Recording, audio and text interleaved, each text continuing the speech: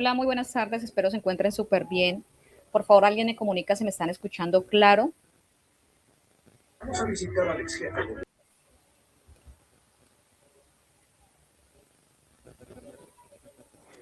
Sí, señora. Sí, Bueno, perfecto. Para las personas que están ingresando, por favor, vamos cerrando micrófonos. Les agradezco muchísimo para poder dar inicio a la sesión. Bueno, pido de antemano disculpas. A la hora de las 10 de la mañana que estaba programada la sesión fue imposible realmente conectarme a esa hora.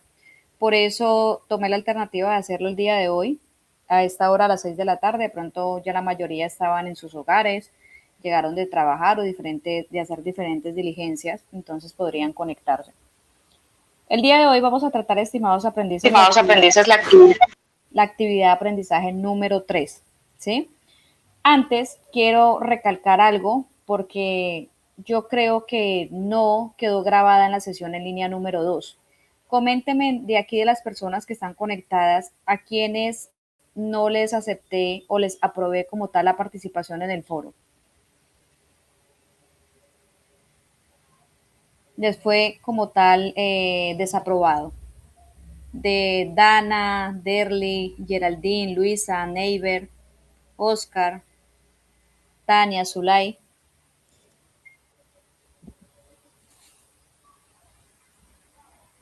En este momento estuve verificando como tal la grabación de la sesión en línea número 2 y no aparece la explicación de la participación en el foro. Si es así, le pido realmente disculpas. Tal vez fue por las dificultades que tuvimos en la conexión con la plataforma y demás.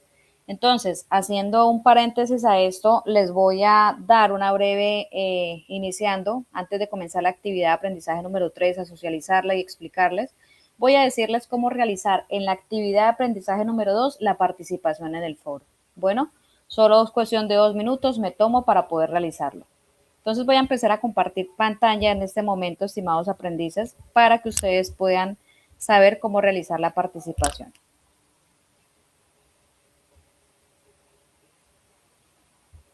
Me comentan, por favor, si están mirando lo que yo proyecto. sí, señora.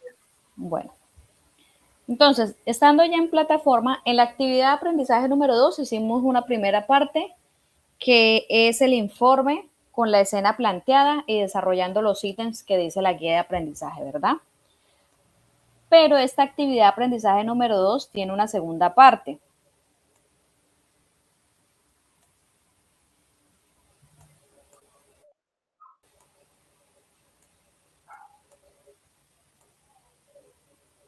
La primera es el aseguramiento de la escena y mitigación de riesgos. Ustedes saben, montaron como tal, idearon la escena del accidente o del incidente y en ese informe desarrollaron bajo esa escena la descripción del incidente, teniendo en cuenta estos puntos, la señalización de la escena, aplicación de principios de seguridad, acciones de mitigación de riesgos y la conclusión, ¿sí? Sin embargo, estimados aprendices, hay una segunda parte o una segunda tarea o una segunda evidencia por realizar en esa actividad de aprendizaje número 2. Es evidencia, foro, participación colaborativa para análisis de acciones que generen oportunidades de mejora en el momento de atender a una persona con afectación de salud. El objetivo como tal de este foro es propiciar un espacio de opinión y reflexión en el cual los participantes expresen su opinión y sugerencias frente a las diferentes situaciones que generen acción de estabilidad, seguridad y eficacia al momento de atender a una persona con afectación de la salud. ¿Cómo van ustedes a realizar la participación en el foro, estimados aprendices? Ustedes aquí en plataforma van a estar en la parte principal y se van a ir acá a la sección donde dice foro participación colaborativa para el análisis de acciones que genere oportunidades de mejora en el momento de atender a una persona con afectación de la salud. Ingresan allí y estando allí ustedes realizan añadir un nuevo tema de debate. Añadir un nuevo tema de debate y ustedes le dan acá en asunto participación foro o como le quieran poner, participación, foro participativo, bueno. ¿Cuál es la idea, estimados aprendices? Que aquí, estas dos preguntas que ustedes miran en la guía de aprendizaje, en la parte donde dice evidencia, foro, participación colaborativa, está en la guía de aprendizaje esto que estoy mostrando. Ustedes ven estas dos preguntas que están acá, ¿cierto? ¿Las están mirando, las que yo estoy resaltando? ¿Pueden ver lo que yo estoy proyectando?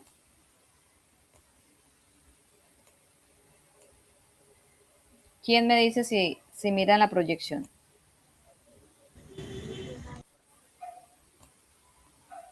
Están mirando esta que estoy resaltando yo, en azul. Bueno, entonces, estas dos preguntas que ustedes ven acá, la primera, ¿considera que ponerse en primer lugar a salvo, usted como auxiliador, es una manera responsable y eficiente de contribuir a la hora de brindar ayuda a una persona o grupos de personas que lo necesite? Justifique su respuesta. Usted, con la información que hemos visto en la actividad de aprendizaje, en el componente formativo número 1 y en el componente formativo número 2, responda a esta pregunta, ¿sí? Con sus propias palabras, justifique. ¿Considera que ponerse en primer lugar a salvo usted como auxiliador es una manera responsable y eficiente de contribuir a la hora de brindar ayuda a una persona o grupos de personas que lo necesite? Ahí usted justifica su respuesta. Si usted considera que ponerse a salvo es responsable, si dice que sí, justifique su respuesta por qué. Si dice que no, también, ¿sí? Es su participación, es su argumento, es su respuesta, es su opinión. La segunda pregunta, con base en su experiencia o a lo revisado en los materiales formativos, entre las acciones iniciales cruciales para la seguridad y el bienestar del paciente hasta que llegue la ayuda del profesional, describa cuál de las medidas de mayor importancia y por qué. Esta segunda pregunta, ustedes van a decir dentro del material que revisamos para la actividad de aprendizaje número 2, ¿sí? ¿Cuál de las acciones que son iniciales, ¿sí? La considera usted más importante, ¿sí? ¿Cuál usted considera de mayor importancia de esas acciones iniciales para la seguridad y el bienestar del paciente hasta que llegue la ayuda del profesional? ¿Cuál es para usted la más importante y por qué? Ahí da su opinión, su respuesta, justifica esa respuesta, ¿sí? Entonces, estas dos preguntas, estimados aprendices, las van a copiar y las van a pegar donde dice foro participativo, foro participación colaborativa. Aquí ya dice participación en el foro, pego estas dos preguntas y resulta que las separo. Entonces, aquí está la primera pregunta, acá abajo hago la respuesta, ¿sí? Luego, acá está la segunda pregunta y acá abajo doy la respuesta. ¿Ok? Y le van a dar enviar al foro. ¿Qué pasa cuando ustedes envían esta respuesta al foro? Ya quedó su participación en el grupo. Bueno, aparte de ello, ¿qué van a realizar, estimados aprendices? Van a leer el argumento de alguno de los compañeros, ¿sí? La opinión que dio alguno de los compañeros, la respuesta que dieron algunos, uno solo, no varios. Toman la respuesta de un solo compañero y le van a opinar ustedes. ¿Qué van a hacer ustedes? Ya, digamos, yo di la respuesta acá, entonces yo aquí, digamos, mira la respuesta de Dana, aunque Dana tenía varias respuestas y no fue aprobado. Entonces, usted mira las respuestas de Luz Marina o de Dana, el que tenga participación, y ustedes le van a dar respuesta o le van a opinar esa participación que hizo la compañera. Aquí donde dice responder. Dicen si están de acuerdo con lo que dijo ella o él, o si no están de acuerdo, o qué lo aumentarían, y le dan enviar al foro. Hasta ahí, ¿me han entendido cómo va a ser la dinámica para esta participación del foro, para la participación del foro colaborativo? ¿Está claro o hay dudas?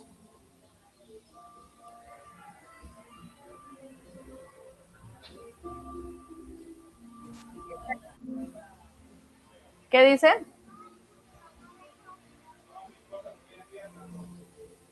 A ver, estamos Dana, Derly, Geraldine, Luis, Tania, Zulay. ¿Me han entendido hasta ahí la participación cómo es? Profe, yo casi no, al principio como no había escuchado, no te presenté, en serio, pero el último que explicaste sí, pero lo primero sí no alcancé a escucharlo. Bueno, lo primero es que ustedes en la guía de aprendizaje tienen la segunda parte en la actividad de aprendizaje número 2. ¿Quién me habló ahorita? Tania. Tania. Ustedes tienen la guía de aprendizaje, ¿cierto? La guía de aprendizaje tiene la actividad 1, que es el informe, donde ustedes plantean el incidente o el accidente, y para el informe desarrollan todos estos ítems. ¿Sí? Hasta ahí vamos claros, ¿no, Tania? Y para la segunda actividad, la segunda evidencia es la participación en el foro. Aquí donde dice evidencia, foro, participación colaborativa. Para ello se van a la plataforma del curso y se van a la parte principal del curso, donde ustedes aquí dice actividad de aprendizaje, te va aquí donde dice foro participación colaborativa. Bueno, le dan aquí añadir un nuevo tema.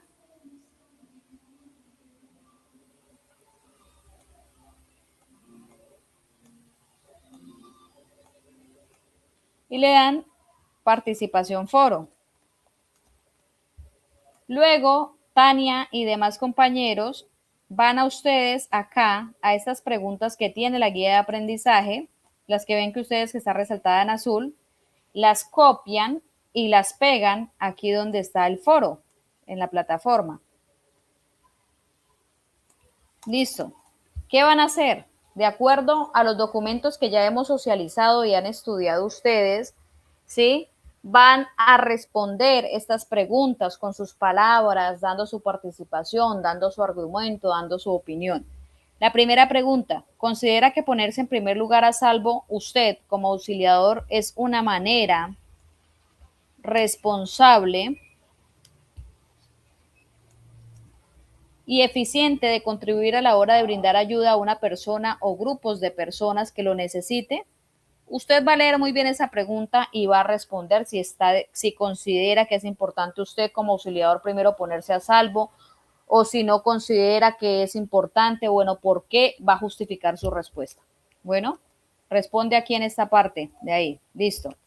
La segunda pregunta también está allí. Con base en su experiencia, lo revisado en los materiales formativos, entre las acciones iniciales cruciales para la seguridad y el bienestar del paciente hasta que llegue la ayuda profesional, describa cuál de las medidas considera de mayor importancia, por qué, justifique su respuesta.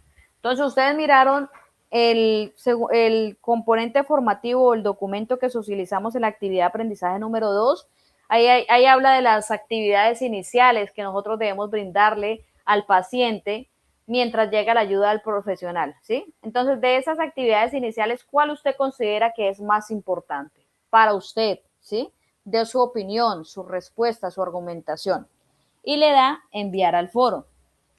Entonces, ya respondiendo las dos preguntas que aparecen en la guía de aprendizaje, usted, estimado aprendiz, va a tomar la participación de uno solo, de uno de sus compañeros y va a participar o va a argumentar esa respuesta, ¿sí? Por ejemplo, aquí,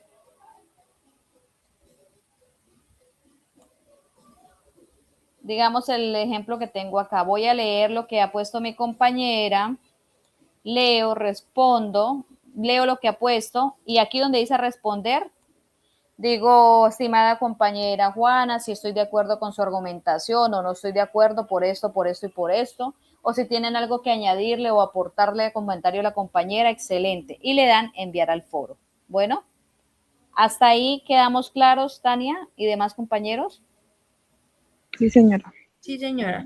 Bueno, eso pido mil disculpas. A mí creo que en la parte de la actividad de aprendizaje número 2 de la sesión en línea 2 no estuvo, por eso estoy viendo que hay muchas personas que no sabían por dónde orientarse. Yo mientras revisé la sesión en línea en su momento me di cuenta que no estaba. Entonces, por eso me tomo la libertad de añadirlo en esta sesión en línea 3 para que ustedes, por favor, puedan complementarlo. Bueno, antes de explicar la sesión en línea, la actividad de aprendizaje número 3. Entonces, ya con esa participación en el foro, estimados aprendices, ustedes van a tener sus dos evidencias de la actividad de aprendizaje número 2. Hasta ahí, ok, ¿verdad? ¿Podemos continuar para actividad de aprendizaje número 3? Sí, señora. Bueno, entonces, ya entrando en materia con la actividad de aprendizaje número 3, estimados aprendices, ¿qué nos dice la guía de aprendizaje?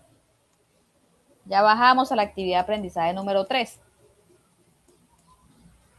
Actividad de aprendizaje número 3, actividad de aprendizaje AA3, valorar al paciente lesionado, visualizando en forma rápida las lesiones que ponen en riesgo la vida del paciente, hacer toma de los signos vitales, identificando los elementos básicos de protección personal para la atención al lesionado. Descripción de la actividad. Esta actividad consiste en realizar la valoración de un paciente lesionado con énfasis en la identificación rápida de lesiones que pongan en riesgo su vida. Se llevará a cabo la toma de signos vitales, como frecuencia cardíaca, frecuencia respiratoria, presión arterial, para evaluar el estado general del paciente. Además, se reconocerán los elementos básicos de protección personal necesarios para garantizar una atención segura, tanto para el paciente como para el personal involucrado, siguiendo los protocolos de primeros auxilios. Entonces, estimados aprendices, ustedes aquí vamos a ver cuál es la evidencia para esta actividad de aprendizaje número 3. Aquí esta evidencia, esta actividad de aprendizaje número 3 tiene dos evidencias o dos tareas por realizar. ¿Cuál es la primera? Se llama aplicación de medidas de bioseguridad y valoración de signos vitales. Esta actividad tiene como objetivo aplicar medidas de bioseguridad en la atención de personas lesionadas, reconocer y evaluar los signos vitales de acuerdo a los valores de referencia y valorar a la persona lesionada según la guía de primeros auxilios. Aquí voy a hacer un énfasis porque hay algunas personas yo les he desaprobado la evidencia, porque están haciendo, lo están haciendo en documento Word y aquí la guía nos dice que realice una presentación en PowerPoint. ¿Sí saben cuál es el PowerPoint, verdad? Es este de acá. Diapositivas. ¿Ya? Entonces, para esta evidencia vamos a realizarla en PowerPoint.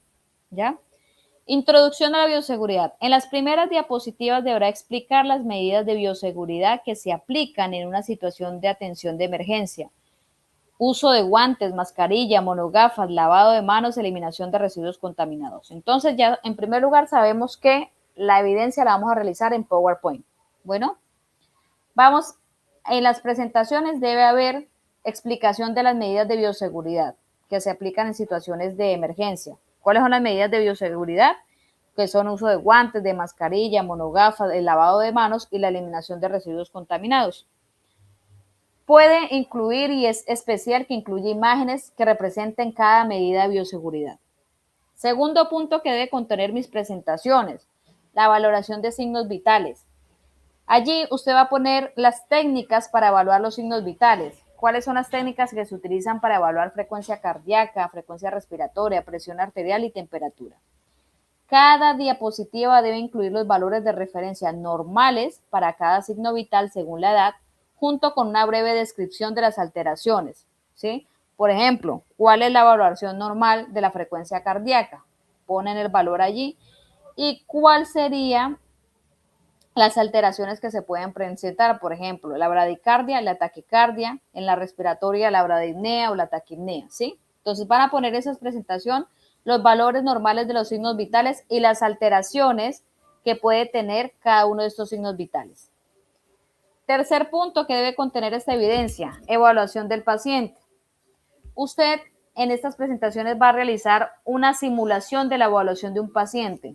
Usted va a poner un incidente, lo va a inventar, lo va a formular, siguiendo los pasos de la valoración primaria A, B, C, D y las guías de primeros auxilios.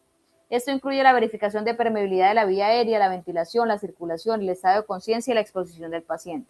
Entonces, como usted ya en la presentación se explicó acerca de las medidas de bioseguridad, los valores normales y anormales de los signos vitales, con sus imágenes incluidas, usted va a montar un incidente aquí donde usted formule que se presentó un accidente entre carro y una moto, o una señora fue accidentada por un carro, o bueno, el incidente que usted quiera. ¿Qué va a poner usted aquí? Va a hacer esa simulación, va a hacer ese montaje, pero usted va a hacer, ya cuando usted se acerca al paciente, ¿qué va a hacer? Bueno, ¿qué voy a hacer? Voy a verificar vías aéreas, voy a ver si tiene pulso, voy a ver si tiene respiración, ¿sí? Voy a ver si hay circulación, si hay estado de conciencia, si el paciente está expuesto. Entonces, en esa formulación de ese incidente, ¿sí? De ese accidente, usted va a hacer la evaluación del paciente, Debe estar como tal allí en la presentación cómo realiza usted la evaluación del paciente y todo esto lo vamos a realizar referenciándonos del documento que voy a socializar en un momento. Bueno, ¿hasta ahí estamos claros o hay preguntas? Esa es la primera evidencia de la actividad de aprendizaje número 3 y es en PowerPoint. ¿Claros o preguntas?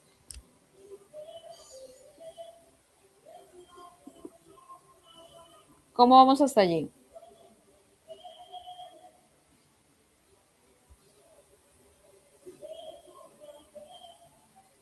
¿Me están escuchando? ¿Puedo continuar o Sí, sí, señor. hay preguntas? Tania, Dana, Derly, Edilma, Geraldine. Sí, sí, señora, se la escucho. Puede continuar. Bueno, entonces, esa es la primera evidencia de la actividad de aprendizaje número 3. ¿Cuál es la segunda evidencia? Intervención y preparación del lesionado para el traslado seguro. Entonces, en la primera evidencia en presentación de PowerPoint ya miramos medidas de bioseguridad, ya miramos signos vitales y miramos la valoración del paciente en el momento en que llegamos nosotros a prestar la ayuda. Ahorita vamos a hablar de la intervención y preparación del lesionado para el traslado seguro. El objetivo de esta segunda evidencia, dentro de esta actividad de aprendizaje número 3, es intervenir en las condiciones que ponen en riesgo la vida del lesionado, de acuerdo con la guía de primeros auxilios, y a su vez, como tal, el objetivo es preparar al paciente para trasladarlo de manera segura, siguiendo las recomendaciones establecidas. También esta evidencia, estimados aprendices, se va a realizar en PowerPoint. ¿Listo? Pero son aparte. Una cosa es la primera evidencia, que se llama aplicación de medidas de bioseguridad y valoración de signos vitales, y esta segunda evidencia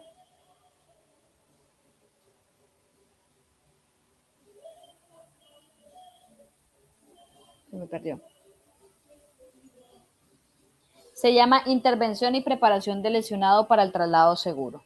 Entonces, son dos diapositivas, dos presentaciones diferentes, dos documentos diferentes para esta actividad de aprendizaje número 3.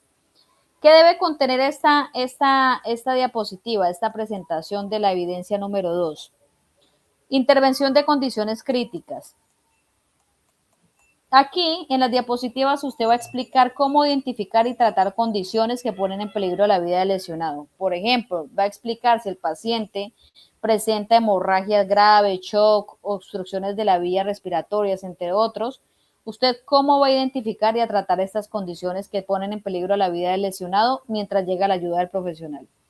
También en estas presentaciones se debe resaltar los procedimientos de primeros auxilios recomendados para cada condición. Y le puede también añadir, es ideal, ponerle imágenes que ilustren las maniobras y las técnicas que usted está explicando. El segundo ítem que contiene esta presentación, estas diapositivas, es preparación para el traslado del lesionado. Ahí en la preparación para el traslado del lesionado, usted va a describir los pasos necesarios para preparar a un lesionado para su traslado, enfatizando en la inmovilización, la alineación de la columna cervical, el uso de camillas y otros dispositivos de seguridad.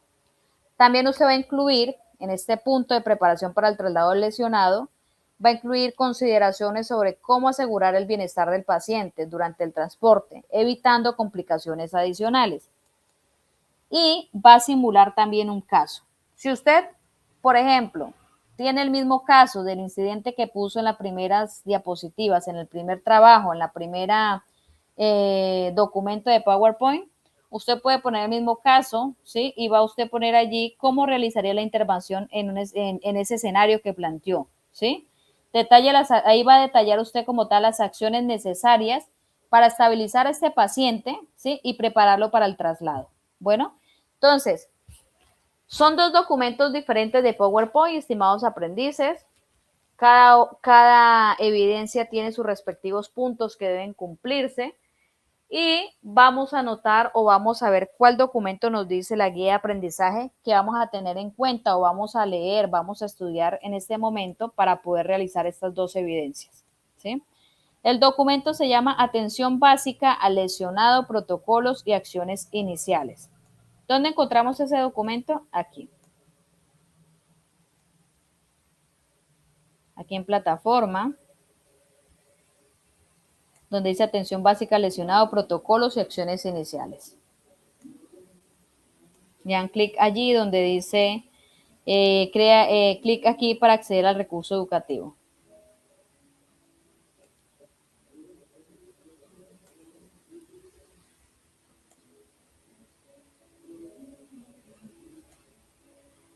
Bueno, hasta ahí me han entendido cómo realizar las dos evidencias o hay consultas, hay inquietudes.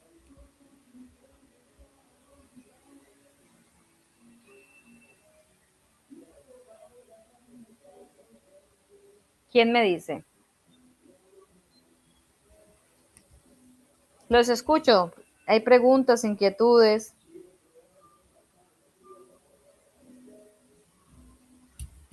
No, profe, por mi parte.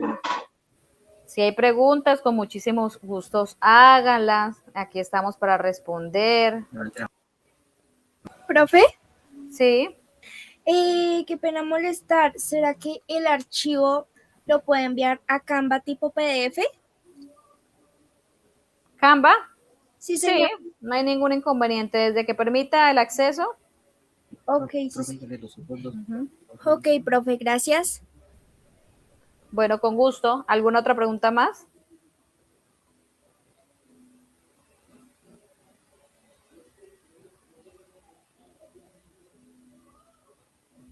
¿Alguna duda?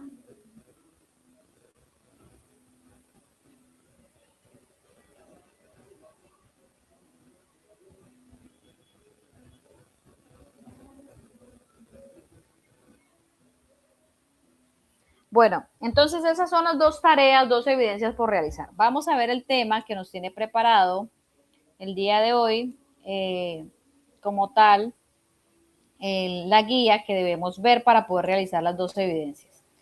Entonces, se llama atención básica al lesionado, ¿sí? Entonces, cuando nosotros entramos en escena a ser el primer ayudante de un incidente, un accidente, vamos a realizar la evaluación del paciente, que esta inicia con una valoración rápida. Vamos a identificar si hay lesiones o signos que puedan poner en riesgo su vida. Durante el contacto que nosotros tengamos con la persona, es muy importante, es crucial, es vital aplicar normas de bioseguridad y eso debemos tenerlo muy claro, ¿sí? Para poder minimizar el riesgo biológico. Bueno, entonces, eso no lo vamos a olvidar, estimados aprendices, ¿sí? El principio de universalidad.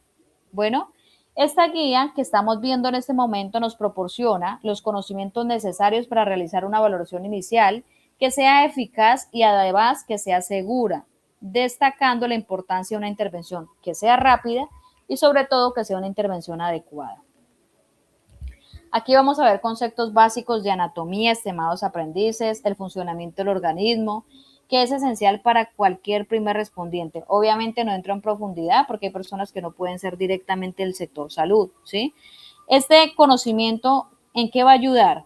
Va a facilitar una valoración precisa y además destaca la necesidad de una pronta comunicación con los servicios de emergencia. Llamar a una línea de emergencia de manera oportuna marca muchísimo la diferencia en la supervivencia del paciente. Y de esta manera también aseguramos un traslado a un centro hospitalario con el recurso humano adecuado. Este documento o este componente formativo, estimados aprendices que estoy socializando, está diseñado para equipar a los primeros respondientes con las habilidades, con los conocimientos necesarios para atender eficazmente a personas lesionadas, desde la apertura de las vías aéreas hasta la evaluación de signos vitales, y cada sección de esta guía que analizamos está estructurada para proporcionar instrucciones claras e instrucciones prácticas. Si se aplica de manera correcta estos protocolos que estamos viendo, salvaremos vidas, estimados aprendices, y además brindaremos soporte vital básico hasta que llegue la ayuda profesional. Entonces, aquí vamos a ver algo fundamental, algo básico de anatomía, ¿sí? Cuando hablamos de anatomía y fisiología, pues como tal estamos hablando del estudio del cuerpo humano, ¿sí? Y nos permite entender la estructura y el funcionamiento de este. Esos conocimientos adquiridos aquí pues son vitales para todo el personal de salud, para las personas que quieran, como tal, brindar una ayuda con el fin de facilitar una correcta identificación y también tratamiento de diversas condiciones médicas. La posición anatómica es una referencia estándar crucial para describir y localizar estructuras corporales con precisión. Entonces, como les digo, no es un tema de anatomofisiología, nada hace profundo, sino algo supremamente que sea entendible y que es básico.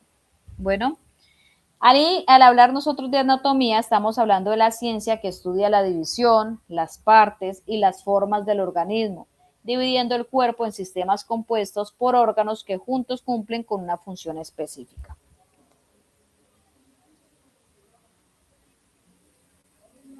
También trataremos aquí el término fisiología, que es la rama de la medicina que estudia el funcionamiento de cada parte, de cada órgano o del sistema del cuerpo humano. Posición anatómica, es importante identificarla ya que es la base para reportar las lesiones, además de seguir el trayecto de los vasos sanguíneos y las partes de los huesos, las partes óseas. Entonces, vamos a hablar en primer lugar de lo que son las posturas anatómicas. Estas son fundamentales porque permiten como tal una evaluación y un tratamiento adecuado del paciente en diversas situaciones clínicas. Comprender las posiciones es crucial para poder realizar procedimientos médicos, para poder evaluar lesiones y garantizar la seguridad del paciente durante el cuidado. Entonces aquí pueden ver ustedes tres imágenes. Posición de cúbito supino o de cúbito dorsal es la posición en la que la persona está boca arriba. Posición de cúbito prono o de cúbito ventral es la posición donde el paciente está boca abajo o con su cara y su parte anterior contra el piso. Y en la posición lateral de seguridad derecha e izquierda, pues ahí ustedes pueden ver la imagen, es cuando el paciente está en cualquiera de sus dos laterales, utilizada para evitar que el paciente se ahogue con sus secreciones. Bueno, estas son las tres clases de posturas anatómicas, de posiciones anatómicas que existen. Ahora vamos a ubicar los órganos abdominales. Como respondientes debemos saber como tal la posición de los órganos ubicados en cada cuadrante o región del abdomen. Lo que esto, al identificarlo, al saber dónde queda, pues facilita sospechar sobre una posible lesión. Entonces ustedes pueden ver aquí que se divide el cuerpo humano desde todo lo que es del cuello hasta prácticamente las rodillas, donde vamos a ver los cuadrantes, ¿sí? Y ustedes van a ver allí en el cuadrante superior derecho, donde van a encontrar el hígado, la vesícula biliar, la cabeza del páncreas, parte del riñón derecho, la glándula suprarrenal derecha, parte del tubo digestivo y el ángulo hepático del colon. Si hablamos del cuadrante superior izquierdo, ustedes van a encontrar el vaso, el lóbulo izquierdo del hígado, cuerpo y cola del páncreas, parte del riñón izquierdo, glándula suprarrenal izquierda, parte del tubo digestivo y ángulo esplénico del colon. Si hablamos del cuadrante inferior derecho, encontrarán el ciego y apéndice, ovario y trompa derecha, polo inferior del riñón y uréter derecho, otras partes del tubo digestivo como el colon ascendente y el canal inguinal. Y el cuadrante inferior izquierdo encontraremos el colon sigmoide, parte del colon descendente, ovario y trompa izquierda, polo inferior del riñón y uréter izquierdo, así como el canal inguinal. Entonces, estas son las divisiones de donde se encuentran la ubicación de los órganos en el abdomen.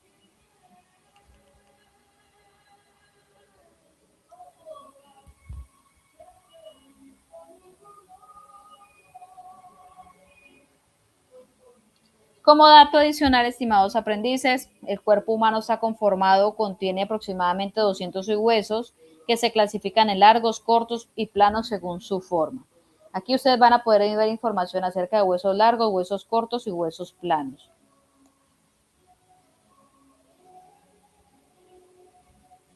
Cuando los huesos se unen con otros, pues es en las articulaciones por medio de los ligamentos, y por medio, todo esto es el sistema óseo y de uniones y está recubierto por músculos que se insertan en los huesos por medio de los tendones. Aquí tenemos información, estimados aprendices, dentro de este tema de atención básica, lesionado, protocolos y acciones iniciales, las funciones principales del sistema óseo. El sistema óseo es una parte esencial del cuerpo humano, ¿sí? Que es toda la parte de los huesos. Se desempeña roles cruciales que van más allá de proporcionar soporte y de proporcionar estructura. Comprender las funciones principales del sistema óseo nos ayuda a apreciar su importancia en el mantenimiento de la salud y también en la importancia de los órganos vitales.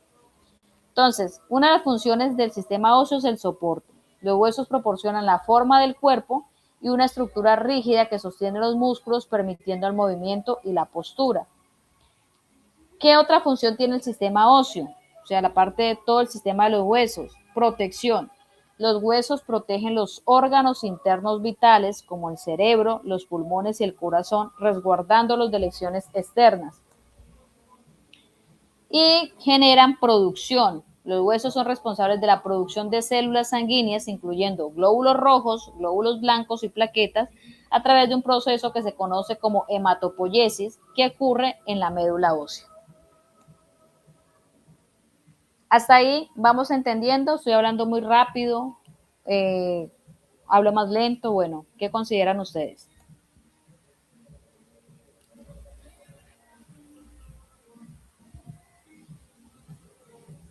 ¿Hasta ahí vamos bien? Sí, profe, ahí está bien. Bueno, vamos a entender también dentro de esta atención básica lesionado, protocolos y acciones iniciales, hablar acerca de cartílagos, tendones y ligamentos, donde pues estamos hablando como tal de sistema músculo-esquelético, donde se incluye diversas estructuras que desempeñan funciones esenciales en el movimiento y en la estabilidad del cuerpo. Entre ellas pues conocemos tenemos los cartílagos, tendones y ligamentos que son fundamentales para el correcto funcionamiento de las articulaciones y la protección de los huesos. Aquí van a encontrar la descripción de cada uno de estos que conforman el sistema musculoesquelético, los cartílagos, tendones y ligamentos. Ahora sí, estimados aprendices, tendremos también un tema importante, el cual es como la parte principal o inicial de nuestra evaluación, que son los signos vitales. Los signos vitales son indicadores de las funciones esenciales del cuerpo. ¿Cuáles son los signos vitales? La frecuencia cardíaca, la frecuencia respiratoria, la presión arterial y la temperatura corporal. Si hablamos de frecuencia cardíaca, perdón.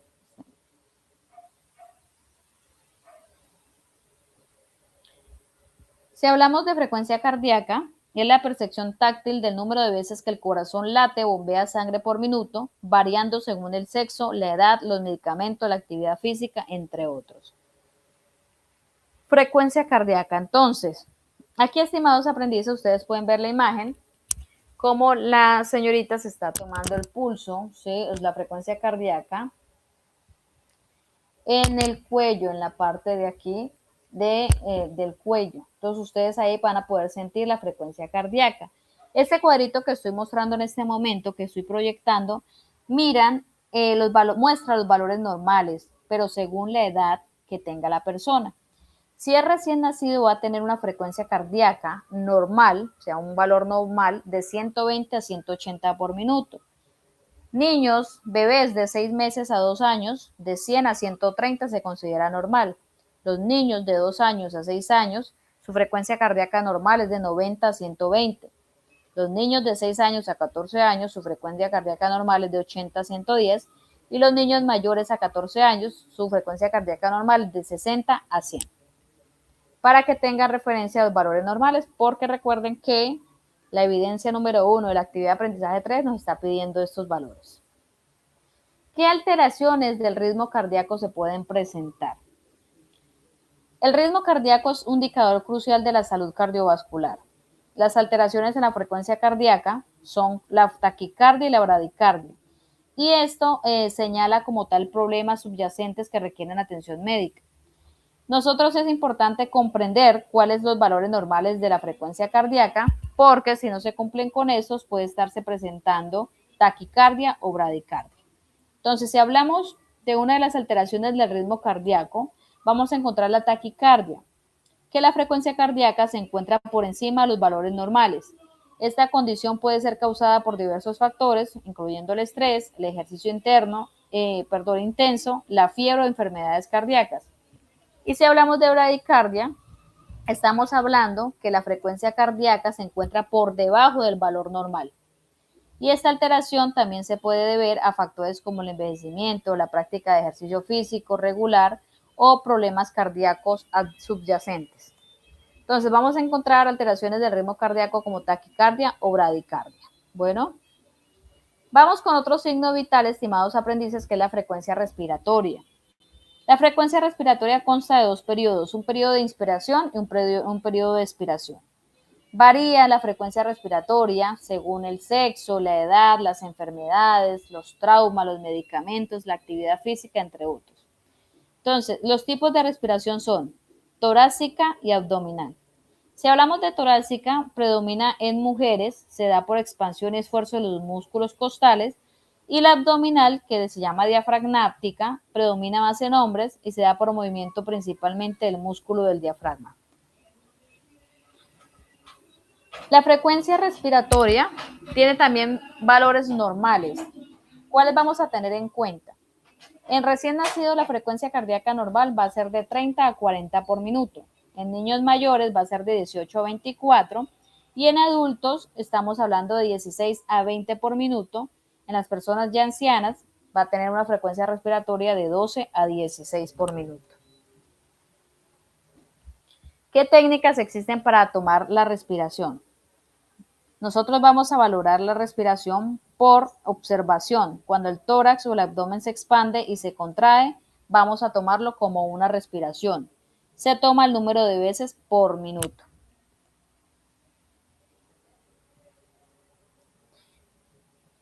¿Qué alteraciones se pueden presentar en la frecuencia respiratoria? Las alteraciones en la frecuencia respiratoria y el patrón respiratorio son indicadores responsables de la salud pulmonar y a su vez de la salud cardiovascular. Entonces, aquí, dentro de estos alteraciones de la frecuencia respiratoria, vamos a encontrar lo que es la taquipnea, la bradipnea, la apnea y la disnea. ¿Qué es la taquipnea?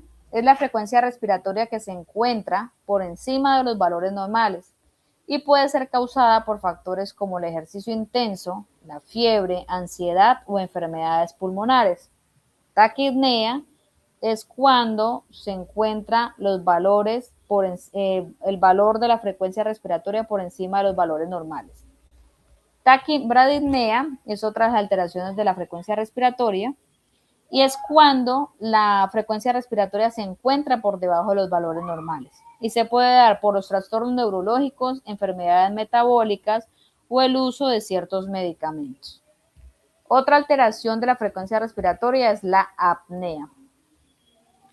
Ocurre cuando el paciente deja de respirar temporalmente o presenta respiraciones muy espaciadas en el tiempo. Esta condición puede ser resultado de la obstrucción en las vías respiratorias, trastorno del sueño o problemas neurológicos. Tal vez ustedes se han dado cuenta, las personas que roncan, ¿sí?, suelen hacer tanto ruido en su ronquido que podemos presenciar los episodios de apnea. Mire, muchos de ellos se quedan por varios segundos sin aire y cuando reaccionan es como si se estuvieran ahogando. No sé si se han dado cuenta o a ustedes les ha pasado o su compañero, o su esposo, o su hermano o su papá, ustedes han podido como darse cuenta de esta situación en las personas que roncan, ¿sí? Entonces, esta es la apnea, cuando hay respiraciones muy espaciadas en el tiempo.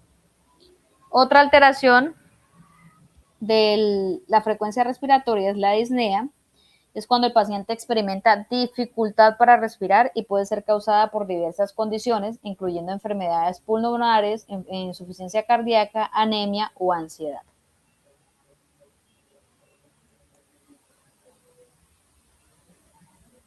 A ver, me faltó acá.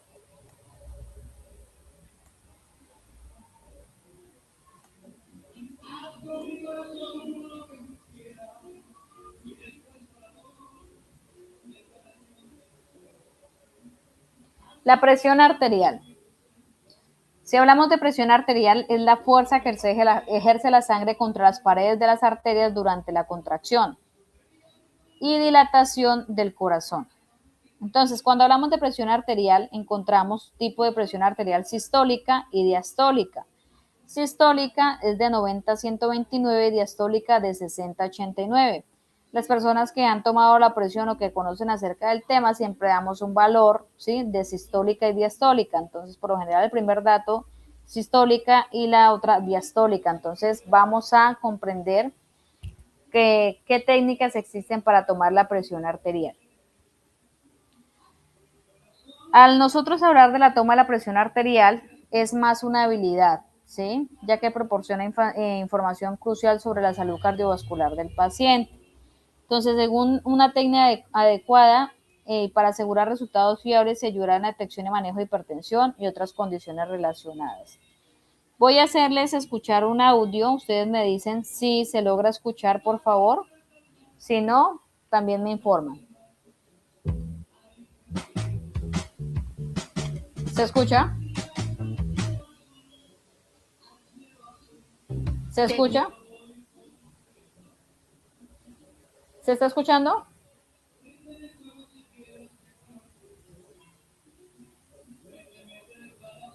¿Alguien me puede decir si me está escuchando? Sí, profe, se está escuchando. Bueno. Para tomar presión arterial. La medición precisa de la presión arterial es una habilidad esencial en la práctica médica, ya que proporciona información crucial sobre la salud cardiovascular del paciente. Seguir una técnica adecuada asegura resultados fiables y ayuda en la detección y manejo de hipertensión y otras condiciones relacionadas. Para medir la presión arterial de manera precisa, siga estos pasos. Primero, explique el procedimiento a la persona y colóquela en una posición cómoda. Segundo, descubra completamente el brazo. Tercero, coloque el brazalete 2 dedos por encima del pliegue del codo. Cuarto, ajuste el brazalete para que no quede ni muy apretado ni muy flojo. Quinto, determine la presión sistólica por el método palpatorio. Sexto, colóquese el fonendoscopio con las olivas hacia afuera. Séptimo, palpe el pulso braquial y coloque el diafragma del fonendoscopio en ese sitio. Octavo, insufle aire 20 milímetros de mercurio por encima del punto donde desapareció el pulso radial. Noveno, abra lentamente la perilla. Décimo, identifique el primer ruido, presión sistólica, y note el momento en que desaparece el ruido, presión diastólica.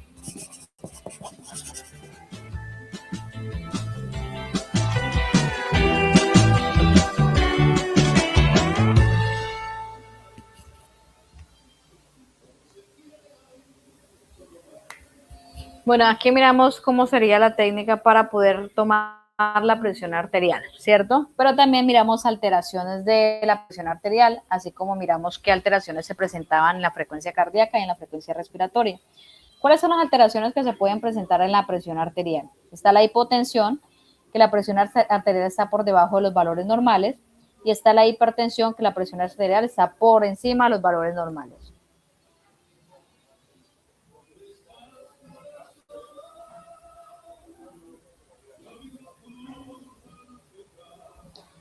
Aquí tenemos valores de referencia como tal de la presión arterial normal y tenemos las dos alteraciones que se pueden presentar en la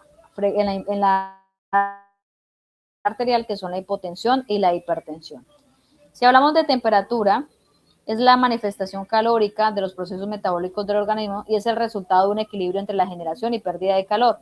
La temperatura normal, o si hablamos de que una persona está normal en su temperatura, es porque tiene 36 a 37 grados centígrados. ¿Qué técnica tenemos para tomar la temperatura? La toma de temperatura como tal es una evaluación esencial para evaluar el estado de salud de una persona. Una técnica adecuada o tomar la temperatura adecuadamente garantiza la obtención de resultados precisos, ayudando en la detección de fiebre y otras condiciones médicas. Entonces usted va a sacar su termómetro del estuche, limpia la punta del termómetro usando agua tibia, alcohol y jabón, alcohol, luego enjuagarlo con agua fría. Va a introducirle el extremo cubierto debajo del brazo, dentro de la axila, mantener el termómetro debajo del brazo o axila de alrededor de 5 minutos, retirar el termómetro y mirar hasta dónde subió, pues en este caso estamos con termómetros digitales también, donde usted va a aparecer la información en el recuadro. Se van a presentar algunas alteraciones de la temperatura, como la hipotermia. La hipotermia, como ya estamos mirando, que los valores normales son de 32 a 37 grados. Si hablamos de una alteración de la temperatura, es la hipotermia, y es donde la temperatura está por debajo de los valores normales. Es decir, sería una temperatura de 35, de 35 hacia abajo. Hipertermia es la temperatura por encima de los valores normales, es decir, de 37 en adelante.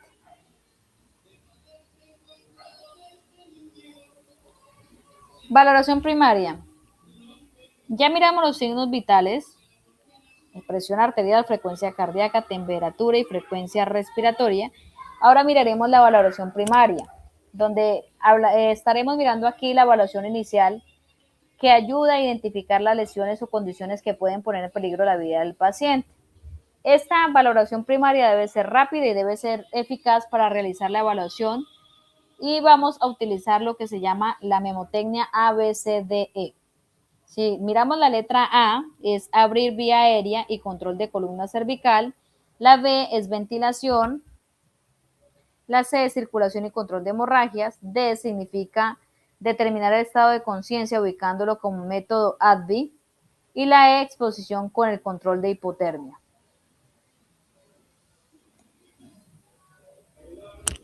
Vamos a ver dentro de la mnemotecnia A, la letra A, que ya significa abrir vía aérea y control de columna cervical. Entonces aquí es la evaluación de la permeabilidad de la vía aérea.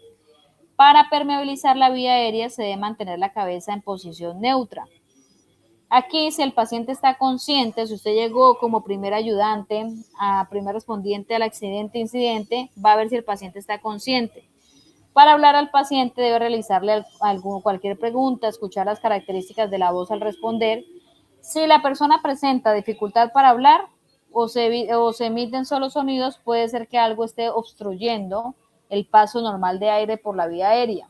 Si la voz es normal, su vía aérea probablemente está permeable. Si el paciente está inconsciente, si usted no obtiene respuesta verbal, es necesario abrir la boca de la víctima para buscar obstrucciones por cuerpos extraños. Siempre hay que mantener, estimados aprendices, en el momento en que hagamos esto, alineada la columna cervical durante la evaluación. ¿Cuáles son las causas más comunes para que se obstruya la vía aérea? Puede ser la lengua, que se desplaza hacia atrás por la pérdida del tono muscular, también las secreciones orales y la sangre. Ahí ya miramos el significado de la letra A, o lo que vamos a aplicar dentro de la mnemotecnia ABCDE. Ya miramos lo que es la vía aérea, la permeabilidad de esta. Ahora con B, que hablamos de ventilación, vamos a evaluar la ventilación. Aquí vamos a contar el número de movimientos durante medio minuto y luego lo multiplicamos por 2. Es decir, vamos a evaluar la respiración del paciente. Se cuentan las inspiraciones o las expiraciones, pero no los dos movimientos. Ya vimos que el movimiento del tórax, de inspirar y expirar, es un solo movimiento. Entonces, para contar la frecuencia respiratoria, se cuentan las inspiraciones o las expiraciones, pero no vamos a contar las dos. Vamos a ver el pecho del paciente, si sube y se baja, vamos a escuchar la respiración y vamos a sentir el aire que sale por la boca o por la nariz. Los valores normales de respiración, ya miramos, recién nacido de 30 a 40, niños mayores de 18 a 24 respiraciones por minuto, adultos de 16 a 20 por minuto y ancianos de 12 a 16. En la evaluación o valoración del paciente también miramos la presencia de signos de circulación, que significa dentro de la mnemotecnia la letra C. El pulso se puede palpar en cualquier parte del cuerpo, generalmente donde una arteria está firme sobre un hueso. El pulpo normal se palpa con una sola onda fuerte, indicando la frecuencia cardíaca. Se debe tomar en cuenta que al paciente consciente se le toma el pulso radial ubicado en la parte interna de la muñeca. Se presiona firmemente con los dedos extendidos hasta que se sienta el pulso. Si usted como primer respondiente no percibe el pulso, coloque los dedos índice y medio y deslice en el cuello presionando firmemente hasta que localice el pulso carotídeo. Ustedes ya lo miraron en la primera imagen. Cuando usted como primer respondiente llega un paciente y no responde al llamado ni a ningún estímulo, se le toma el pulso carotídeo pensando en la posibilidad de que esté en paro cardíaco. En caso de que el paciente presente hemorragia externa, la aplicación de presión directa en la lesión con apósitos, elevando el miembro y haciendo presión a la arteria más cercana a la lesión va a poder controlar la mayoría o la totalidad de la hemorragia hasta que el paciente pueda ser movilizado a un centro hospitalario. Los valores del pulso en los niños oscilan entre los 90 y 120 latidos por minuto y en los adultos entre los 60 y 100 latidos por minuto. En la letra D miramos el estado de conciencia método ADVID. El nivel de conciencia del paciente puede ser evaluado correctamente mediante la aplicación de un estímulo y describiendo la respuesta del paciente mediante el uso ADVID. Entonces, aquí dentro de la mnemotecnia, en la letra D, hablamos del estado de conciencia y aplicaremos el método ADVID. ¿Cuál es el método de ADVID? La persona se encuentra alerta, habla y está pendiente de lo que sucede en su entorno suyo. La D, entonces, vamos a clasificar este paciente, a evaluar el estado de conciencia a través de este método. Vamos a ver si cumple con la letra A, que es cuando la persona se encuentra alerta, habla y está pendiente de lo que sucede en torno al suyo, en su entorno. La letra D, la persona presenta respuesta solamente a la aplicación de algún estímulo doloroso. Y la letra V, la persona presenta respuesta verbal aunque no esté alerta, puede responder coherentemente a las preguntas que le realicen. La letra I, la persona no presenta ninguna de las respuestas anteriores y está inconsciente. Entonces, de esta manera podrá valorar el estado de conciencia del paciente a través de este método ADVID. Dentro de la mnemotecnia A, B, C, D, E, miramos que la E es la exposición con control de hipotermia. Se realiza la exposición del paciente buscando lesiones que no son evidentes, así a simple vista en el primer contacto y que pueda estar por debajo de la ropa. El paciente debe protegerse de la hipotermia para evitar mayores complicaciones, cubrirlo con una manta o con un recurso disponible. Y hablamos del soporte vital básico en el adulto. El soporte vital básico son aquellas acciones que se realizan ante una persona por paro cardíaco respiratorio con el fin de mantener esas funciones hasta la llegada del personal de salud. Entonces, cadena de supervivencia en el adulto, vamos a conocer 4 eslabones. Alerta precoz, llamar a los sistemas de emergencia. Soporte vital básico precoz, iniciar las técnicas de soporte vital básico lo antes posible, desfibrilación eléctrica precoz, soporte vital avanzado precoz.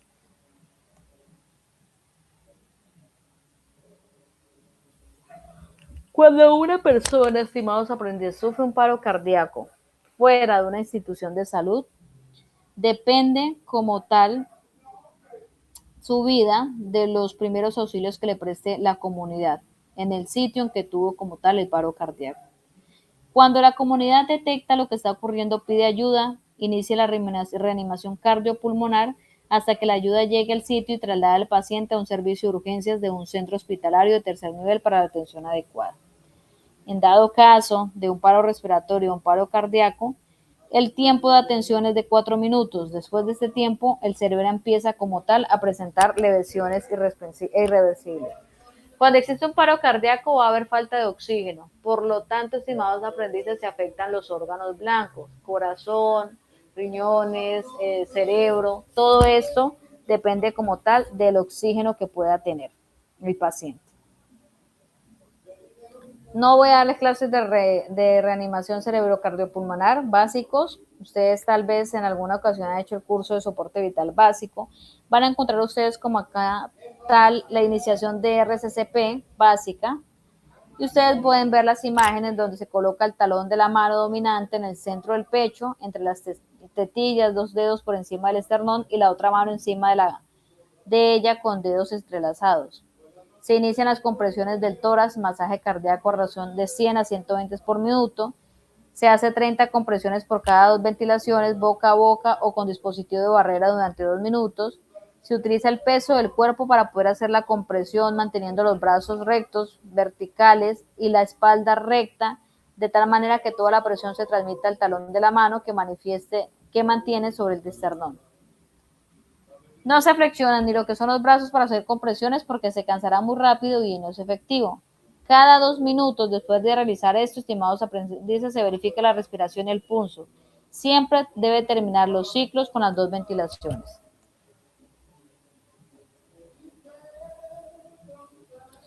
Usted va a continuar estas maniobras de RCCP hasta que la persona se recupere, ¿sí? Cuando llegue la ayuda médica. Si usted está cansado y siente que ya no está en capacidad para continuar las maniobras.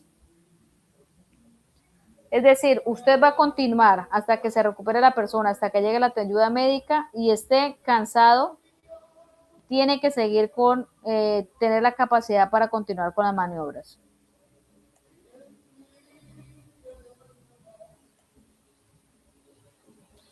Cuando las maniobras de RCCP, estimados aprendices, se han hecho de manera correcta, se mantienen los órganos vitales por tiempo suficiente hasta que llega la ayuda.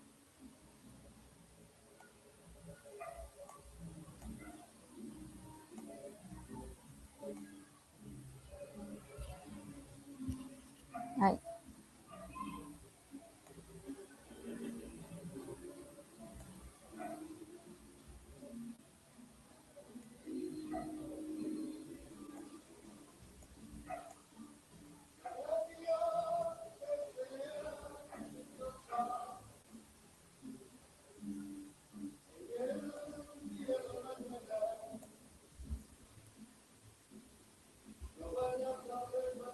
Y tienen información de atención básica al lesionado. También tiene una síntesis, como tal, un resumen de ello, donde está el cuadro que ustedes lo pueden descargar también.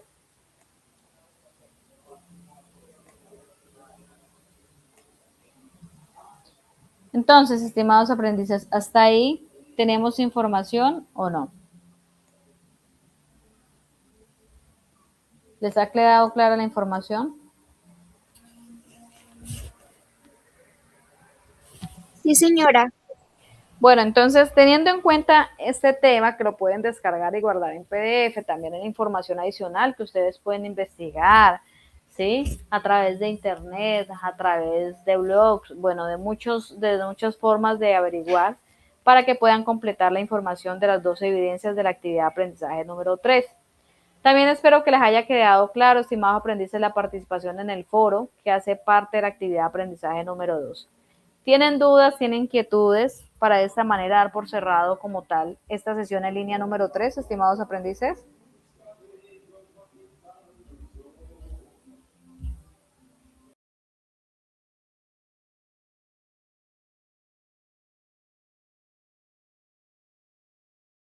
No podemos dar por terminada esta sesión en línea. Los escucho.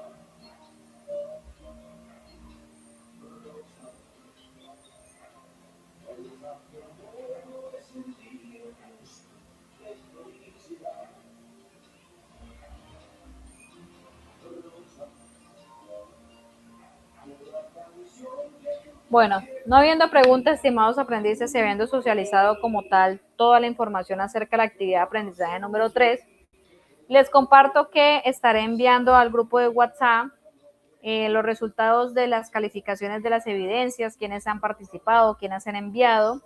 A su vez, compartiré el correo electrónico, la grabación de las 3 sesiones en línea, incluyendo esta. Bueno, siempre recuerden que ante dudas e inquietudes pueden hacerlo a través del grupo de WhatsApp, correo electrónico o la plataforma. Les agradezco mucho la participación y espero seguir en contacto con ustedes para poder finalizar con éxito hasta el día 7 de abril, recibir todas las evidencias hasta las 11:51 de la noche, ya que el curso termina como tal el día 9 de abril. Así que les agradezco mucho, espero seguir en contacto y acompañarlos hasta el final en este proceso de formación. Que tengan un excelente fin de semana y que tengan muchas bendiciones.